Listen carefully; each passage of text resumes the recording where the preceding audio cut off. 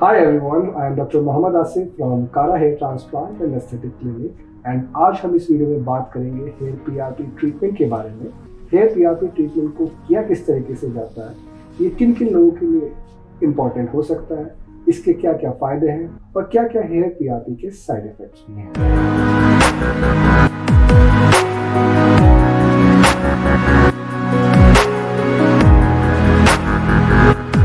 आज हमारे पास पेशेंट है फरहान। आपका एज फरहान? 21। सबसे पहले मुझे आप ये बताएं कि आपको हेयर थिनिंग या हेयर ट्रीटमेंट की जो रिक्वायरमेंट है वो कब लगा? 3-4 महीने से मेरे को ऐसा लग रहा है कि हेयर फॉल ज़्यादा हो रही है और हेयर थिनिंग ज़्यादा हो रही है। मुझे मेरे फ्रेंड्स, फैमिली भी, मतलब दोस्त लोग भी बोल रहे हैं कि स्काल्प विजिबल है क्राउन साइड से सबसे ज़्यादा विजिबल। सो ये बहुत कॉमन होता है कि हेयर थिनिंग जो है वो एक ग्रेजुअल प्रोसेस है, वो एक दिन के अंदर आदि बॉल्ड नहीं होते हैं। इसमें हेयर पहले शार्प डायमीटर उसका रिड्यूस होता है, धीरे धीरे थिनिंग शुरू होती है, उसके बाद एक बॉल्डिंग की स्टेज आती है। अभी जैसे फरहान ने बताया कि सबसे पहले या तो आप खुद नोटिस कर लेते हैं या कोई आपके जो फ्रेंड है वो आपको पहले बताएंगे कि ये एरिया जो थिन होने लगा है, now you can deal it with properly. Definitely ये फर्स्ट साइन ऑफ एजिंग कह सकते हैं। जब आप बॉल्ड हो जाते हैं देन डेफिनेटली ट्रीटमेंट का जो चॉइस है वो चेंज हो जाता है। लेकिन यस, अगर आपने उसको सही टाइम पर आपने उसको नोटिस कर लिया तो आपको बहुत हेल्प कर सकता है। सो फरहान, आपका एज अभी 21 है और 21 ईयर एज पे ये सारी चीज़ें शुरू हो गई।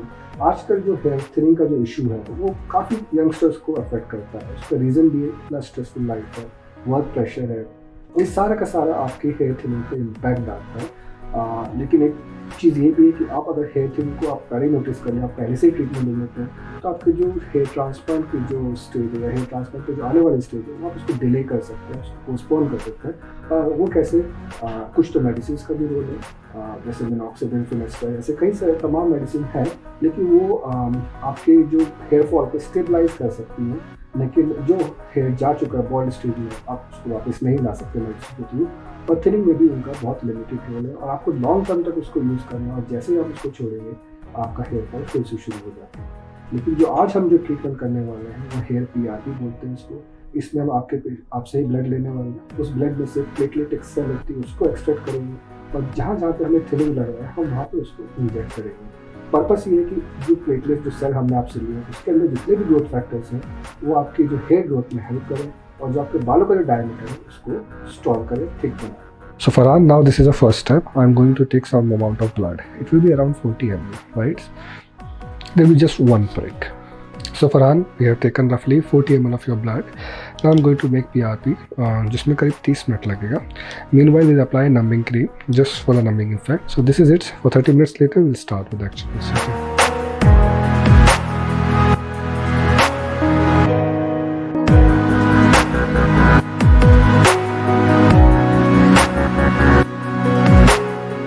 So now we are ready for our procedure. The procedure will start from numbing injection. सबसे पहले ज़रूरी है कि स्कैल्प को पूरा नम किया जाए, क्योंकि पीआरपी के अगर आप इंजेक्शंस अगर बाद में जो आप देखेंगे वो बहुत पेनफुल हो सकते हैं अगर आपने बिल्कुल नम नहीं किया। नमिंग में हम लोग हेयर लाइन से शुरू करेंगे। पूरा हेयर लाइन को ब्लॉक करना है, साइड्स को ब्लॉक करना है और पूरा पीछे एरिया तक हमें, जहाँ तक हमें थिनिंग है, नॉर्मली क्राउन एरिया तक आप देख सकते हैं बॉल्डिंग, उस पूरे एरिया को कवर करना रहता है। कितने नंबर आप दोगे कि इतना मुझे पेन हुआ है? Around 2 to 3। Good. So PRP में जो चीज़ें जो पेनलेस बनाती है या इतना कंफर्टेबल बनाती हैं, उसमें सबसे पहला रोल है कि इंजेक्शन टेक्निक का। आपने किस तरीके से इंजेक्शंस को होल्ड किया है, किस लेवल ऑफ डेप्थ तक आपने उसको इंजेक्ट किया है, किस फोर्स के साथ आपने उस सॉल्यूशन को, जो एनेस्थीसिया का सॉल्यूशन है, उसको इंजेक्ट किया है। वाइब्रेशन एक अपने आप में एक बहुत सपोर्टिंग रोल अदा करता है। और साथ में जैसे मैंने देखा आपको, जो आपने जो वीडियोज़ देखना शुरू किया, मोबाइल को यूज़ करना शुरू किया, उससे भी आपको काफ़ी डाइवर्जन मिलता है पेन से और it becomes relatively painless procedure overall. So now we are going to start आज सेकेंड स्टेप में हम लोग माइक्रो नीडलिंग करने वाले हैं। इसको डर्मा रोलर ट्रीटमेंट भी बोलते हैं, बट यहाँ पर हम लोग यूज़ करेंगे डर्मा पेन डिवाइस, जिसमें एक डिवाइस है और इसके साथ एक कार्ट्रिज है। कार्ट्रिज हर पर्सन के लिए सिंगल टाइम यूज़ के लिए रहता है, इसको डिस्कार्ड कर दिया जाता है। एंड जो डिवाइस है that can be done, it's a motorise device. अभी माइक्रो नीडलिंग के बेनिफिट्स क्या है पीआरपी के साथ? सो माइक्रो नीडलिंग कैसा ट्रीटमेंट है जिसमें हम लोग एक trivial injury, small scale injury देते हैं स्किन के अंदर, जिसकी वजह से एक इन्फ्लामेशन रेस्पॉन्स जनरेट होता है। उस इन्फ्लामेशन के साथ वहाँ पे वैसोडाइलेशन जैसे न्यूट्रिएंट्स का सप्लाई कह सकते हैं आप, सेल्स का मूवमेंट होता है। वो सेल और जो प्लेटलेट्स के जो हम इंजेक्ट करेंगे पीआरपी में, वो सेल्स मिलके एक वुंड हीलिंग मैकेनिज्म को इनिशिएट करेंगे, जिसमें बहुत सारे ग्रोथ फैक्टर्स रिलीज होते हैं। और वो जो ग्रोथ फैक्टर्स हैं, पीआरपी ग्रोथ फैक्टर्स, ये सब मिलके आपके हेयर रीजनरेशन में हेल्प करते हैं।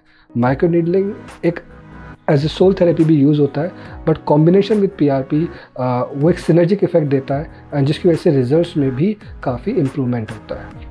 सो in our clinic we combine microneedling और PRP, both the treatments. So now we are done with the second part of the procedure, which was derma roller.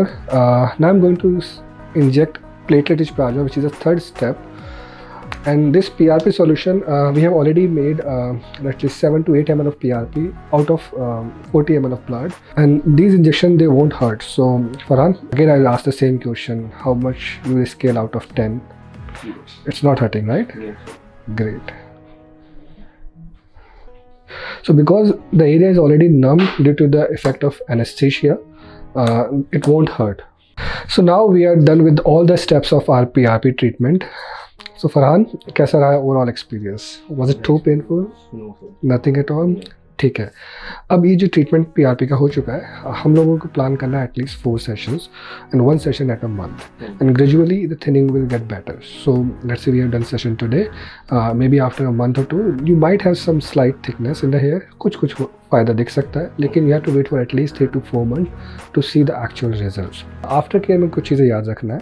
पहला, head wash. अभी 6 hours तक hair को wash नहीं करना है. उसके बाद भी अगर करना ज़रूरत है तो प्लेन वाटर से कर सकते हैं, और नेक्स्ट डे आप नॉर्मल शैम्पू रख सकते हैं. नाउ थोड़ा सा डिस्कम्फर्ट रहेगा, मे बी आफ्टर 1.5 hour जब ये एनेस्थीसिया का असर निकलेगा. अगर लगे तो आप पेन किलर ले सकते हैं. वैसे 10 में से किसी एक ही पर्सन को ज़रूरत पड़ती है पेन किलर की, नॉर्मली रिक्वायर्ड नहीं है. इसके अलावा हल्का सा रेडनेस, स्वेलिंग जो मैंने बताया जैसे, वो रह सकता है फॉर 1 or 2 days, उसके बाद वो भी सेटल हो जाता है. इतना कभी कोई भी ऑब्वियस साइन नहीं रहता है हेयर ट्रीटमेंट का पीआरपी के बाद, तो आप अपने ऑफिस डे भी इसको करा सकते हैं.